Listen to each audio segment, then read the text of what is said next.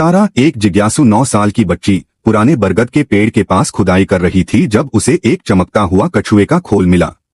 जैसे ही उसने उसे छुआ, एक छोटा कछुआ प्रकट हुआ, चश्मा पहने। कछुआ: टीको, नमस्ते तारा। मैं हूं टीको, समय यात्रा करने वाला कछुआ। क्या तुम इतिहास की सैर पर चलना चाहोगी?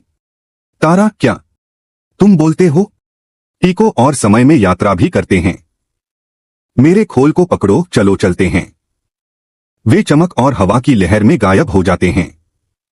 तारा और टीको एक धूल भरे गांव में उतरते हैं, जहां एक लड़का अर्जुन लकड़ी की तलवार से अभ्यास कर रहा होता है। उसके परिवार को डाकुओं का डर है, लेकिन अर्जुन उन्हें बचाना चाहता है। तारा देखती है कि अर्जुन पड़ोसियों की मदद करता है, बच्चों का हौसला बढ़ाता है और खुद डरते हुए भी बहादुरी से खड़ा रहता है। टीको: देखा तारा, बहादुरी का मतलब डरना नहीं है। बहादुरी का मतलब है डर के बावजूद सही काम करना। तारा: वाह, मैं भी अर्जुन जैसी बहादुर बनना चाहती हूँ। टीको: और समय में यात्रा करना चाहती हो तो फिर मेरे खोल को पकड़ो। वे फिर से चमक और हवा की लहर में गायब हो जाते हैं। वे एक महल के बाग में पहुंचते हैं। रानी अमीना, एक युवा शेरनी, एक घायल चिड़िया को दाना खिला रही होती है और गरीबों में खाना बांट रही होती है। रानी अमीना: दयालुता एक रानी की सबसे बड़ी ताकत होती है। तारा: वो कितनी शक्तिशाली है, लेकिन कितनी कोमल भी।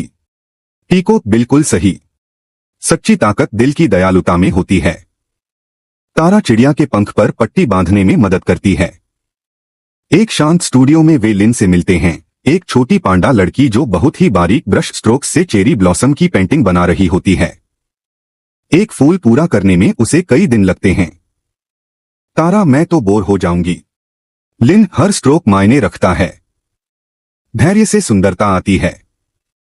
तारा पेंटिंग आजमाती है और धीरे धीरे काम करना और ध्यान लगाना सीखती है।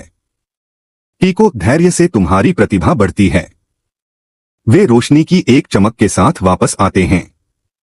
तारा: मैंने बहुत कुछ सीखा, बहादुरी, दयालुता, धैर्य, टीमवर्क। टीको: और ये सीखें हमेशा तुम्हारे साथ रहेंगी।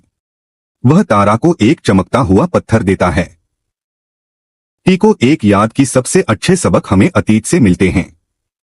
फिर वह सितारों में गायब हो जाता है।